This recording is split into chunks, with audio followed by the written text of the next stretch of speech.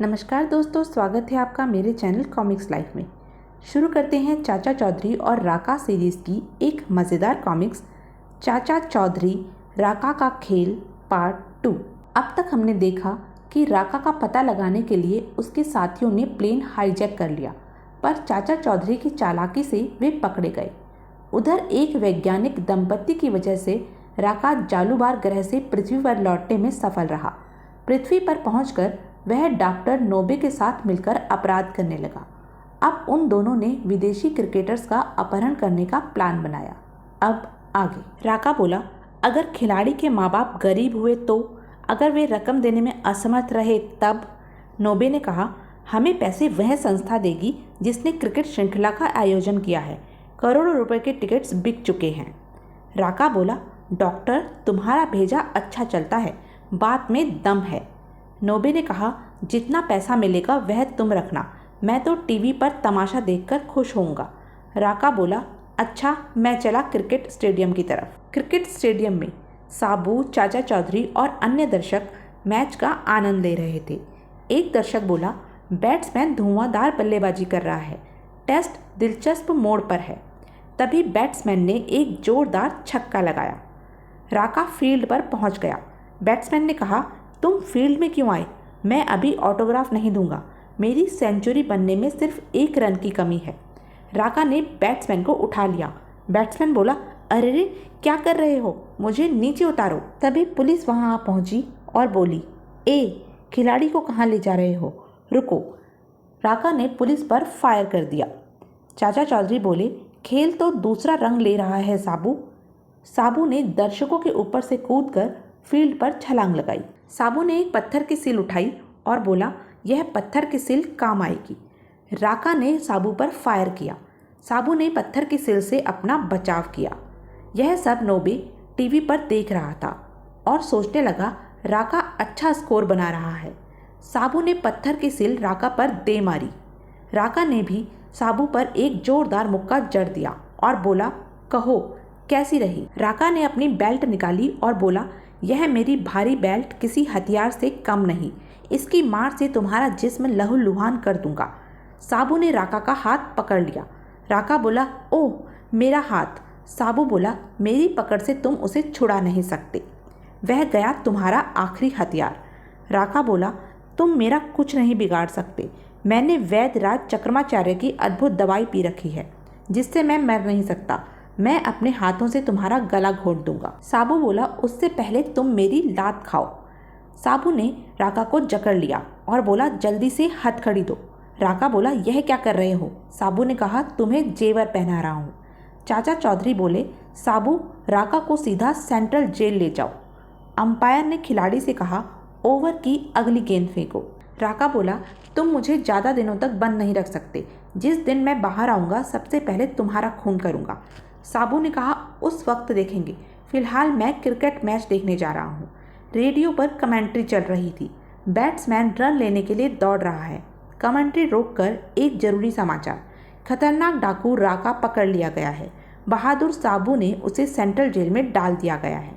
राका जिस जेल में बंद है वहाँ से ज़्यादा सिक्योरिटी तैनात की गई है। यह कमेंट्री नोबे ने सुनी और बोला, साथी को जेल से निकालने के लिए कुछ करना होगा। साबू बोला, चाचा जी राका जेल चला गया, मुसीबत टली। चाचा चौधरी ने कहा, सिर्फ कुछ अरसे के लिए साबू, राका कभी भी जेल तोड़कर बाहर आ जाएगा, फिर वह 2 गुना खून खराबा करेगा, कोई स्थायी हल खोजना होगा। साबू ने कहा, वह क्या हो सकता है? चाचा चौधरी बोले, हमें बाबा भोला रोला के पास जाना होगा, वह हिमालय पर्वत पर तपस्या करते हैं। साबू ने कहा, तब फिर हमें देर नहीं करनी चाहिए।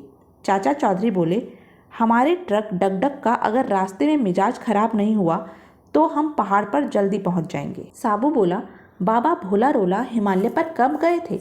चाचा चौधरी ने कहा, बचपन से ही उन्हें तपस्या करने की धुन सवार थी। साबू ने कहा, क्या बाबा जी कभी अपने परिवार वालों से मिलने शहर नहीं आते? चाचा चौधरी ने कहा, उनका इस दुनिया में कोई नहीं है, डगडग को यहीं छोड़कर आगे हमें पैदल जाना होगा। साबू बोला, यहाँ कितना मनोरम दृश्य है। चाचा चौधरी बोले, बस हमें अगली चोटी तक जाना है। अगली चोटी पर पहुंचकर चाचा चौधरी ने कहा, बाबा भोला रोला जी प्रणाम। बाबा भोला रोला बोले, आओ चौधरी, जो भक्त शहर से आते हैं वे तुम्हारे बारे में बहुत कुछ बताते हैं। हरिओम। साबू बोला, बाबा जी आप हिमालय की बर्फीली हवाओं में बिना ऊनी कपड़े पहने कैसे जिंदा हैं? बाबा बोले, यह एक पत्ती खाओ। साबू बोला, लो खा ली, इससे क्या होगा? 1 मिनट बाद साबू को गर्मी लगने लगी। बाबा जी हंसने लगे, हाँ, अभी तुमने एक पत्ती खाई और स्वेटर उतार दिया, अगर 2 पत्तियां खा लेते तो पैंट भी फेंक देते। पहाड़ पर ऐसे चमत्कारी पौधे बहुत हैं। बाबा ने कहा, चौधरी क्या चीज़ तुम्हें यहाँ खींच लाई? चाचा चौधरी बोले, राका नाम के खौफनाक डाकू को बंद करने के लिए हमें किसी ऐसे स्थान की तलाश है जहाँ से वह बाहर ना आ सके। बाबा ने कहा, आओ मेरे साथ। यह गुफा बहुत अंधेरी और गहरी है, इसका किसी को सुराग नहीं। अगर किसी को इसके अंदर धकेलकर इसे बाहर से बंद कर दिया जाए तो वह कभी बाहर नहीं आ सकेगा। चाचा चौधरी ने कहा, धन्यवाद बाबा जी, और वे दोनों वापस चल दिए। चाचा चौधरी बोले, वापस चलें और देखें मैदानी शहरों में क्या हाल है। डॉक्टर नोबे कैदी से मिलने जेल जाता है। नोबे ने कहा, राका तुम ज़्यादा दिन यहाँ बंद नहीं रहोगे। राका बोला, मुझ में बदले की आग भड़क रही है। नोबे ने कहा, समय हो गया, मैं चलता हूँ दोस्त, शेक हैंड करो। राका बोला, ऐसे शेक हैंड करना होगा डॉक्टर। राका ने सोचा, हैं, डॉक्टर ने शेक हैंड करने के बहाने मेरे हाथ में एक रेती थमा दी, इससे मैं हथकड़ी काट सकता हूँ। राका बोला, हाँ, रेती काम कर रही है, उसकी रगड़ से लोहा कट रहा है, जंजीर टूट गई। सिक्योरिटी गार्ड बोले, उस कोठरी में से आवाज़ आई। राका अपनी शक्ति का प्रयोग करता है और जेल की सलाखें तोड़ डालता है। सिक्योरिटी गार्ड ने राका पर फायरिंग की। राका बोला, अब मुझे कोई नहीं रोक सकता। राका ने सिक्योरिटी गार्ड को हाथों में दबोच लिया और बोला, तुम्हारी मौत मेरे हाथ से लिखी है। उसने सिक्योरिटी गार्ड को उछाल उछाल कर फेंक दिया। वह जेल की दीवार फांद जाता है। राका बोला, मैं इस आबाद शहर को वीरान जगह में बदल दूंगा, जगह जगह लाशों के ढेर होंगे। 2 विदेशी एजेंट पेड़ के पीछे छुपे थे। पहला बोला, हमें इस देश में दहशत फैलाने के लिए भेजा गया है। दूसरे ने कहा, मैंने एक बैग चुपके से उस बेंच पर रख दिया है, उस बैग में बम है, जो कोई उसे लावारिस समझकर उठाएगा वह विस्फोट में मारा जाएगा। तभी राका वहां पहुंचा और सोचने लगा, एक बैग, उसका मालिक आसपास दिखाई नहीं देता, इसे खोलकर देखूं, शायद इसमें मेरी हथकड़ी खोलने के औजार मिल जाएं। जैसे ही राका ने बैग खोला, एक जबरदस्त धमाका हुआ। एजेंट बोला, हो कामयाबी मिली। राका ने सोचा, धमाके से मेरी हथकड़ियाँ टूटकर गिर पड़ी। विदेशी एजेंट बोला, इतने पावरफुल बम से भी वह मरा नहीं, उसको जिंदा छोड़ना हमारे लिए खतरा है, मैं उसे शूट कर देता हूँ।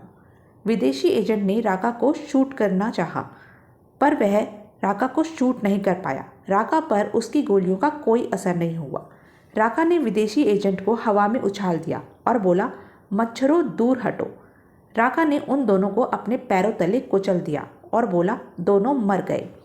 राका डॉक्टर नोबे के पास पहुंचा। नोबे ने कहा, राका आओ, मैंने एक अच्छा प्लान सोचा है।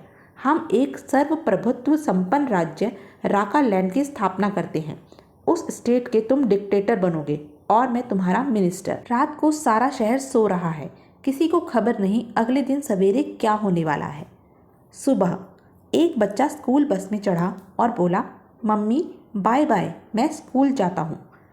राका स्कूल बस के आगे खड़ा हो गया। ड्राइवर बोला, वह बेवकूफ़ ताड़ के पेड़ की तरह सड़क के बीच खड़ा है। बस रुक गई। राका ने ड्राइवर को बस से बाहर खींच लिया और गोलियों से भून डाला। तभी पुलिस वहां आ पहुंची। राका बोला, तुम मेरा कुछ नहीं बिगाड़ सकते, मुझे राका लैंड एक अलग राज्य चाहिए। 1 दिन का टाइम देता हूँ, अगर मेरी मांग नहीं मानी गई तो स्कूल बस में बैठे सारे बच्चे गोलियों से भून दिए जाएंगे। साबू और चाचा चौधरी टीवी पर समाचार देख रहे थे। आज सवेरे राका नाम के डाकू ने बच्चों से भरी एक स्कूल बस का अपहरण कर लिया। डाकू अलग राज्य की मांग कर रहा है। चाचा चौधरी बोले, साबू आओ, जिसका डर था वही हुआ। साबू ने कहा, जहाँ बस है वहाँ एक बहुमंजिली ऊंची इमारत है, मुझे उस बिल्डिंग के पीछे उतार दो। चाचा चौधरी और साबू बिल्डिंग के पीछे पहुँचे।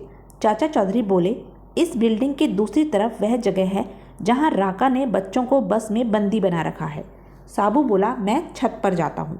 चाचा चौधरी दूसरी तरफ जाता है और बोला, राका, मासूम बच्चों को रिहा कर दो, उनके माँ बाप परेशान होंगे। हमारे देश में प्रजातांत्रिक प्रणाली है, तुम चुनाव जीतकर राष्ट्रपति बन सकते हो। खून खराबे से कोई समस्या हल नहीं हुई, तुम्हारा जवाब क्या है? राका ने चाचा चौधरी पर फायर किया और बोला, यह। उस फायर से चाचा चौधरी की पगड़ी उछलकर नीचे गिर गई। साबू बिल्डिंग की छत पर चढ़ गया और सोचने लगा, वह नीचे खड़ा है। साबू ने बिल्डिंग की छत से राका के ऊपर छलांग लगाई। राका बोला, मुझे कमज़ोर न समझो, यह धोबी पलटा कैसा है? यह कहकर राका ने साबू को जमीन पर पटक दिया। साबू उठता है और राका पर एक घूंसे का जोरदार प्रहार करता है। साबू सोचने लगा, यह हाथ इसे पंगु बना देगा। बस में बैठे बच्चे चिल्लाने लगे, वाह क्या फाइट है। साबू ने बच्चों से कहा, बच्चों जाओ, तुम आज़ाद हो। चाचा चौधरी ने कहा, साबू इसे जल्दी अंदर धकेलो, पहाड़ हिल रहा है। राका बोला, मुझे गुफा में मत डालो, तभी पहाड़ से पत्थरों की वर्षा होने लगती है। चाचा चौधरी बोले, साबू बचो, और गुफा का द्वार भारी पत्थरों से हमेशा के लिए बंद हो जाता है। चाचा चौधरी और साबू वहाँ से चल दिए। साबू बोला, चाचा जी डगडग की रफ्तार बढ़ाइए, भूख लगी है, चाची ने आलू के पराठे बनाए होंगे। उधर पुलिस इंस्पेक्टर डॉक्टर नोबे के यहाँ पहुँचा और बोला, डॉक्टर तुम्हें गिरफ्तार करने का वारंट है। तो यह थी चाचा चौधरी और राका सीरीज़ की मज़ेदार कॉमिक्स। ऐसी ही मज़ेदार कॉमिक्स के लिए बने रहें मेरे साथ, और हाँ, मेरे चैनल को लाइक, शेयर और सब्सक्राइब करना ना भूलें। धन्यवाद।